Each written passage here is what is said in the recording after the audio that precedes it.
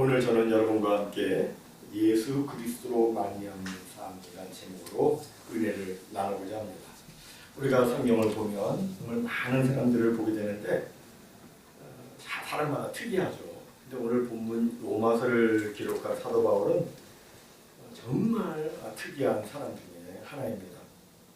사도 바울 당시 유대인들은 하라는 명령 248가지, 하지 말라는 명령 365가지. 그러면 더하면 몇 가지가 돼요? 248 더하기 365, 응? 613. 613가지의 규칙을 만들어 놓고 그것을 지키려고 정말 애를 썼습니다. 그리고 그들은 안식일 지키는 것은 물론이지만 일주일에 월요일과 금요일에 이틀씩 금식을 했어요. 매주. 대단하죠. 그리고 그들은 또 11조를 바치되 심지어 자기 밭에서 거둔 채소의 11조까지 바쳤습니다. 그 당시 사람들이 정말 대단한 열심을 갖고 있음을 우리가 알 수 있어요. 그런데 그 중에서도 사도 바울은 이 율법 조문에 대해서, 율법에 대해서 아주 열심히 대단했습니다. 보통 사람들은 자기가 율법을 지키면 그것으로 만족했는데 사도 바울 같은 경우에는 다른 사람들이 율법을 지키지 않는 것까지도 참지를 못했어요. 그래가지고 그는 초대교회 7 집사 중 하나였던 스데반 집사를 죽이는 데도 그가 가담을 했고, 심지어 자기 나라뿐만 아니라 국경을 넘어서 다른 나라에까지 가서 율법을 어긴다고 여겨지는 사람들을 잡아다가 처단하는 일도 마다하지 않을 정도였습니다. 그렇게 사람들을 막 쫓아다녔으니 그 눈에는 살기가 보였을 겁니다. 사람은 다들 눈으로 말을 하게 되어 있죠. 살아가는 사람을 보면 생각해 보세요. 바라보면 웃으려고 하지 않아도 눈이 먼저 웃게 되어 있어요. 눈에서 막 꿀이 떨어져요. 그죠? 사람을 보면. 그러나 속으로 상대방을 무시하면 무시의 눈빛이 나오고 미워하면 미움의 눈빛이 나옵니다. 그런데 사도 바울 눈에서는 살기가 나왔어요. 만약 바울이 율법대로 사는 것에 기쁨과 행복이 있었다면 그의 눈에서는 살기가 나오는 것이 아니라 샬롬, 평강, 온유, 그 따뜻함의 눈빛이 나왔을 거예요. 그런데 그의 눈에서는 그게 아니라 살기가 나왔습니다. 이것은 그가 율법을 지키고 있었지만 기뻐함으로 지킨 것이 아니라 단지 하지 말라는 그 율법 조문에 묶여서 지키고 있었음을 보여주고 있는 겁니다. 오늘 본문 6절에 보니까 이제는 우리가 얽매였던 것에 대하여 죽었으므로 율법에서 벗어났으니 라고 말씀하고 있어요. 지금 사도 바울은 예수 그리스도로 말미암아 그 얽매였던 율법 조문에서 우리가 자유하게 된 것을 말하고 있는 겁니다. 율법에서의 자유, 율법에서의 자유. 사람들은 이 율법에서의 자유가 얼마나 엄청난 말씀인지를 잘 모릅니다. 그것은 아마도 율법을 피상적으로 알고 있기 때문이라고 생각이 듭니다. 호랑이를 직접 만나 한번 혼이 난 사람은 호랑이가 얼마나 무서운 맹수인지 압니다. 하지만 호랑이를 그림으로만 본 사람은 호랑이가 얼마나 무서운지를 실감하지 못합니다. 율법도 마찬가지입니다. 율법에 대해서 잘 모르는 사람은 자기가 율법에서 자유하게 되었다는 그 사실을 잘 깨닫지 못해요. 감흥이 없습니다.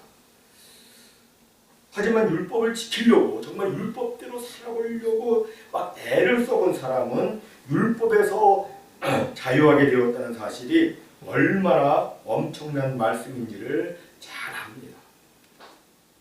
이런 배경에서 지금 사도 바울이 우리가 얽매였던 것에 대하여 죽었다고 말하는 것은 정말 엄청난 말씀인 거예요.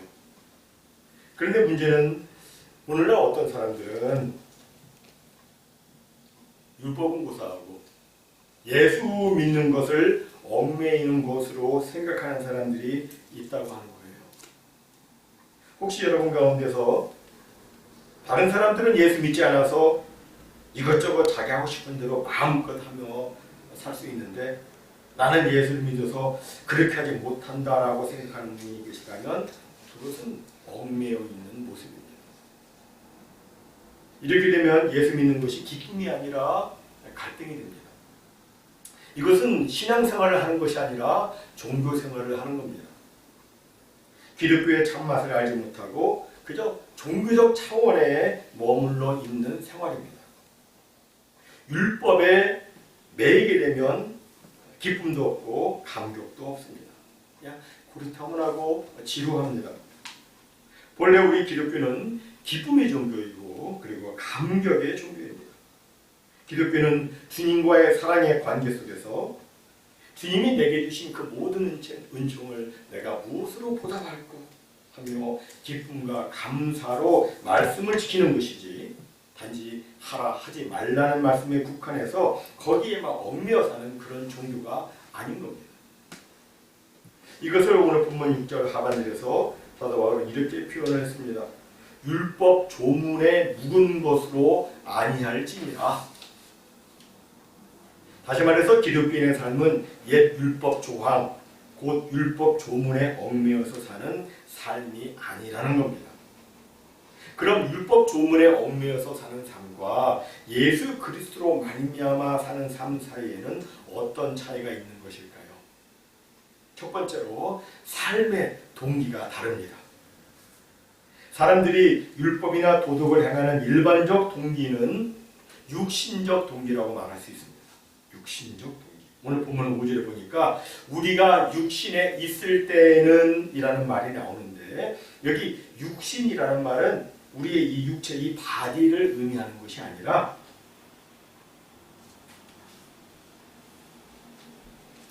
이 바디가 아니라 플래시를 의미해요. 여러분 플래시 F-L-E-S-H 플래시가 뭐예요? 사람이 성령으로 거듭나기 전 모든 사람 속에 들어있는 부패한 본성 이 플래시 이것을 이제 성경에서는 육신 또는 육체 뭐 이렇게 여러 가지로 번역했는데 이 바디와는 다른 개념입니다. 이 플래시는 죄성과 세상적 욕망 그리고 이기심에 의해서 지배를 받는데 그 특징은 계속해서 자신을 드러내고 자신을 높이려 하고 자기 이기주의적으로 가려고 한다는 거예요. 여러분 세상에 믿지 않는 사람들에게도 가만 보면 말이죠. 그들에게도 도덕적인 열망이라는 것이 있습니다. 얘기를 들어보면 자기도 도덕적으로 양심대로 이렇게 잘 살고 싶다고 그렇게 얘기를 합니다. 그게 사람들한테 있어요. 그러나 그 깊은 동기를 살펴보면 크게 둘 중에 하나라고 볼 수 있습니다. 자기 만족 아니면 자기 과시예요. 자기가 정한 그 표준과 기준을 지켜서 자신이 생각해놓은, 자신이 설정해놓은 자기의 도덕성을 만족시키기 위해서이든지 아니면 자신이 꽤 괜찮은 사람이라는 것을 다른 사람들한테 보여주고 싶어서 도덕적으로 사는 겁니다. 이들의 공통점은 결국 자기를 드러내는 거예요. 그러나 거듭남으로 이 플래시, 육신 안에 있지 아니하고 성령 안에 있게 되면 그 삶의 동기는 완전히 달라집니다. 전에는 삶의 동기가 자기 자신을 위해서였지만 거듭나게 되면 삶의 동기가 하나님을 위해서로 바뀌게 됩니다. 이것은 내 마음에 임재하신 주의 성령으로 말미암아 그렇게 되는 것이죠. 우리가 예수 그리스도를 나의 구주와 주님으로 믿고 영접하게 되면 성령님께서 우리에게 임하셔서 우리 가운데서 역사를 하시는데 성령님이 역사하시는 가장 중요한 사역이 있다면 그것은 바로 예수님을 드러내는 겁니다. 성령님은 예수님을 높이고 예수님을 드러내고 예수님의 영광을 나타내기 위해서 오셨습니다. 성령님의 사역은 예수님을 높이는 것입니다. 그래서 어떤 사람의 삶 속에 성령님이 임재하면 그 사람의 삶의 동기가 당연히 예수님을 드높이고 예수님을 영화롭게 하는 삶으로 바뀌게 되는 것입니다. 이런 면에서 크리스천이 도덕적 삶을 사는 동기는 세상 사람과 다른 거예요. 크리스천은 내가 이렇게 의롭게 살고 있다는 자기 과시나 도덕적 인간이 되겠다는 자기 만족을 위해서 도덕을 행하는 것이 아니라 내 삶 속에 임하셔서 나를 구원하신 주님, 내 삶의 주인이신 예수 그리스도를 영원롭게 하기 위해서라는 이 새로운 삶의 동기로 도덕적 삶을 사는 것입니다. 다음 두 번째로 율법 조문의 얽매여서 사는 삶과 예수 그리스도로 말미암는 삶은 삶의 욕구가 다릅니다. 오늘 본문 5절은 이렇게 말씀합니다. 우리가 육신에 있을 때에는 율법으로 말미암는 죄의 정욕이 우리 지체 중에서 역사하여 우리로 사망을 위하여 열매를 맺게 하였더니, 여기 보면 죄의 정욕이 우리 지체 중에 역사한다는 말이 나오는데, 우리가 율법을 지키고자 노력하면 노력할수록 더 거세게 죄의 정욕이 역사하는 것을 느끼게 됩니다. 하나님의 말씀대로 살려고 그러면 이상하게 더 무언가 그것을 막 제어하려고 하는 일들이 자꾸 생기고 내 속에서도 그런 것이 막 생겨요. 죄의 정욕이 역사합니다. 우리가 율법을 지키고자 노력하는 것은 마치 스프링을 누르는 것과 같습니다. 누르면 잠시 괜찮아지는 것 같습니다. 그러나 그것을 놓으면 더 큰 반발력으로 스프링이 튀듯이 유혹의 불길이 더 거세게 타올라서 육신을 사로잡는 일들이 있습니다. 이미 말씀드렸듯이 율법 자체는 나쁜 것이 아닙니다. 율법을 지킬 수 있는 능력이 인간에게 없다는 것이 문제지 율법에 문제가 있는 것은 아닙니다. 인간의 타락한 본성, 이 플래시는 율법과 정반대되게 행하도록 유혹하고 충동합니다. 하지 말라고 그러면요, 오히려 더 하려 하고, 하라고 하면 고집을 피우며 하지 않으려고 하는 타락한 본성이 사람들 속에 잠재되어 있습니다. 그냥 어렸을 때 얘기인데, 저희 작은아버지가 그러셨는지 저 위에 선반 위에 그거 내리지 말라고 하셨거든요. 근데 그 말을 듣는 순간에 안 계시면 꼭 그게 있어요. 말씀 안 하셨으면 이게 하여튼 하라고 그러면 안 하고, 하지 말라고 그러면 꼭 그걸 하고 싶은 타락한 본성, 사람 속에 잠재되어 있어요. 하지만 예수 그리스도를 나의 구조와 주님으로 영접하면 성령님께서 내 안에 임재하시고 내가 타락한 본성이 아닌 성령의 소욕을 따르도록 자꾸 성령님께서 감동감아 역사하시죠. 그리고 예수 그리스도를 사랑하는 마음을 주셔서 정말 예수님이 원하시는 사람이 되기를 시구하고 갈구합니다. 예전에 이런 드라마가 있었습니다. 어떤 학생이 청소년이 되고서부터는 반항심에서 그런 건지 이 공부도 안 하고 늘 꾀찌찌하게 다니기 시작했습니다. 씻으라고 해도 씻지를 않고 옷을 갈아입으라고 해도 갈아입지를 않습니다. 그러다 어느 날 이 소년이 씻기지도 않았는데 깨끗하게 샤워를 하더니만 옷을 단정하게 입고 학교에 등교를 하고 또 공부를 열심히 합니다. 여러분, 이 소년에게 도대체 무슨 일이 일어난 것 같습니까? 이 소년에게 한 좋은 여학생이 생긴 겁니다. 그렇게 잔소리를 해도 듣지 않던 소년에게 변화가 나타나게 된 것은 매우 단순합니다.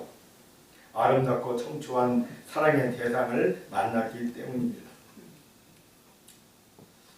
참 사랑의 능력은 대단해요. 이와 비슷한 예가 예전에 한 잡지에 실렸었는데 네덜란드에 엘리나라는 78세 된 할머니가 있었습니다. 이 할머니에게는 평생 소원이 있었는데 그것은 담배를 끊는 것이었습니다. 그래서 50년간 담배 끊는 클리닉에도 가보고 별별 노력을 다 했는데도 담배를 못 끊고 어느새 78세가 되었습니다. 그러던 어느 날 이 엘리나 할머니가 79세 된 야손이라는 할아버지와 연애를 하면서 사랑에 빠졌습니다. 그런데 이 야손이라는 할아버지가 말하기를 내가 당신과 결혼하고 싶은데 한 가지 이유 때문에 할 수가 없을 것 같소. 그 이유는 당신이 담배를 피우기 때문이오라고 이야기했습니다. 그러자 그 할머니는 그래요? 그러면 내가 끊지요. 라고 하며 그 순간으로 담배를 끊었다고 합니다. 50년간의 딜레마가 한순간에 극복이 되었습니다. 이 할머니가 그 기사의 마지막 줄에 나는 이 경험을 통해서 사랑의 힘은 의지의 힘보다 더 위대하다는 것을 깨달았다라고 멋지게 기술해 놓았습니다. 자기 의지의 힘으로 끊어야지 하고 노력할수록 유혹이 더 강해졌었는데 그러나 사랑하기 시작하자 그 사랑이 순식간에 삶을 변화시키기 시작한 겁니다. 여러분, 그리스도인의 삶에 일어난 놀라운 변화는 도덕적인 변화가 아니라 사랑의 변화입니다. 주님을 사랑하면 저절로 변화하게 되어 있는 겁니다. 그리스도의 사랑이 나를 강권한다고 성경이 말씀해요. 예수님이 내 삶의 주인이 되고 내 사랑의 대상이 되면 그때부터 예수님을 기쁘시게 하기 위해서 내 삶은 변화하게 됩니다. 그리고 내 삶은 도덕을 능가하고 율법을 능가하는 그런 삶이 되는 겁니다. 마지막 세 번째로 율법에 의한 삶과 예수 그리스도로 말미암는 삶의 다른 점은 열매입니다. 오늘 본문 5절을 다시 보면 이렇게 말씀합니다. 우리가 육신에 있을 때에는 율법으로 말미암는 죄의 정욕이 우리 지체 중에 역사하여 우리로 사망을 위하여 열매를 맺게 하였더니, 이 말씀처럼 죄의 정욕은 우리 지체 중에 역사해서 사망을 위한 열매를 맺게 합니다. 여기서 벗어나는 사람은 아무도 없어요. 하지만 예수 그리스도 안에서 이 모든 것은 다 달라지게 됩니다. 전에는 사망을 위한 열매를 맺었지만 이제는 생명을 위한 열매를 맺게 되고, 전에는 사탄을 위한 열매를 맺었지만 이제는 하나님을 기쁘시게 하는 성령의 열매를 맺게 됩니다. 이 두 가지 삶을 사도 바울은 갈라디아서 5장 16절에서 이렇게 대조합니다. 내가 이르노니 너희는 성령을 쫓아 행하라. 그리하면 육체의 욕심을 이루지 아니하리라. 이 말씀의 핵심은 우리가 육체의 욕심을 이루지 않으려면 성령을 쫓아 행하라는 말씀입니다. 즉 우리가 무엇을 안 하겠다고 결심하는 것이 중요한 것이 아니라 내 안에 거하시는 성령님의 인도하심에 따라 살게 되면 자연적으로 육체의 욕심을 이루지 않게 된다는 거예요. 여러분, 사람이 성령을 따라 살지 않으면 육체의 일을 맺게 되죠. 육체의 일은 현저한데 분명한데 음행과 더러운 것과 호색과 우상 숭배와 술수와 원수를 맺는 것과 분쟁과 시기와 분냄과 당짓는 것과 불리함과 이란과 투기와 술취함과 방탕함과 또 그와 같은 것들이에요. 이런 육체의 열매들을 맺는데 이 모두는 전부 다 사망을 위한 열매들입니다. 이런 일들을 행하는 자는 하나님의 나라를 유업으로 받을 수 없다고 성경이 말씀해요. 사망을 위한 열매를 맺으면 안 되는 거예요. 하지만 우리가 성령을 쫓아 행하면 사랑과 희락과 화평과 오래 참음과 자비와 양성과 충성과 온유와 절제와 같은 아름다운 열매를 맺게 됩니다. 여러분이 흔히 9가지 열매라고 말하는데 이 열매들은 사실 그 원어로 보면 말이죠. 한 인격의 특성들을 여러 가지로 보여주고 있는 거예요. 어떤 특별한 한 인격이 있는데 그에게서 나타나는 여러 가지 그 모습들이 이렇게 나타나는 거예요. 그럼 여러분, 누가 정말 사랑스럽고 누가 정말 신학으로 기쁨으로 충만하며 누가 정말 화평과 오래 참음과 자비와 양성과 충성과 온유와 절제가 충만하신 분이십니까? 이 모두를 가진 한 인격자는 바로 예수 그리스도이십니다. 그렇다면 예수 그리스도를 자기 마음에 모셔드리고 예수의 영, 곧 성령을 따르게 되면 그 사람 역시도 예수님과 똑같이 성령의 아름다운 열매를 맺게 되는 것입니다. 사랑하는 성도 여러분, 진정된 변화는 우리의 도덕적인 결심 가지고 되지 않습니다.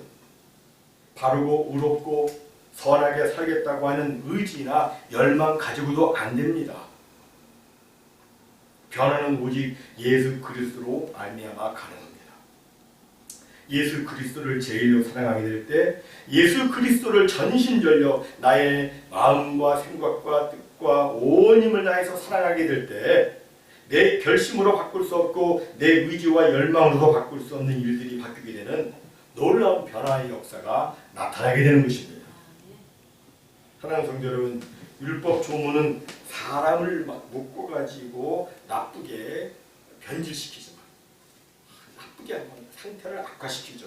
율법 조문은 얽매게 되면 그렇게 되지만 예수 그리스도의 사랑과 예수님을 향한 사랑은 사람을 아름답게 변화시킵니다.